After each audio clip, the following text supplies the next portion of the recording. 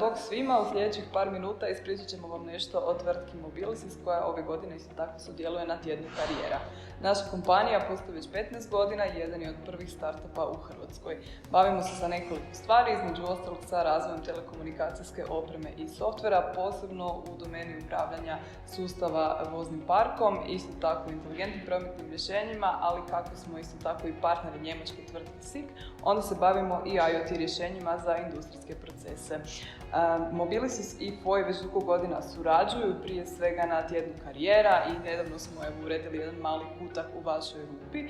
Ono što je nama osobno najbitnije su vaši studenti koji k nama dolaze na praksu i na studentski posao, ali da ja ne bi duljila, pitat ćemo naše studente kako su njihova iskustva u Mobilisisu.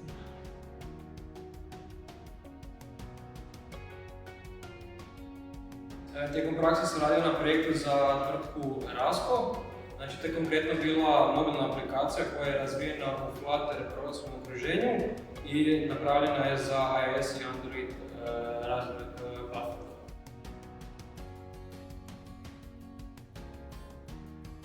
Praksu mi preporučujem svakako u Mobilisisu, zato jer se stvarno jako puno trude da studenti nadograde svoje znanje koje steknu kroz studiranje i smatram da to je jedan jako bitan aspekt koji bi svaki student trebao pustiti tijekom svoje prakse.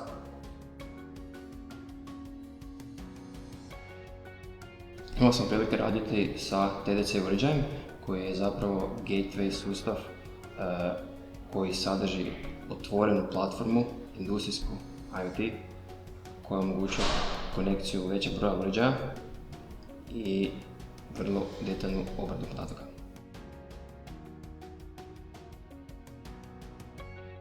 Ekipa u Mobilisisu je sjajna, atmosfera je izvrsna, može se puno naučiti i definitivno bih predložio svim studentima da dođu u Mobilisis.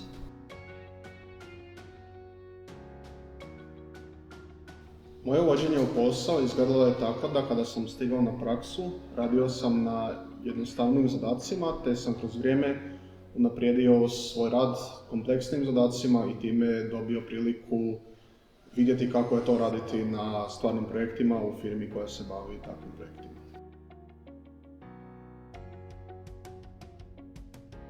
Ekipa je super, jako su nas lijepo prihvatili kao studente i dali su nam priliku da svoje znanje koje smo donijeli iz dosadašnjeg obrazovanja, da to znanje unaprijedimo u našem radu.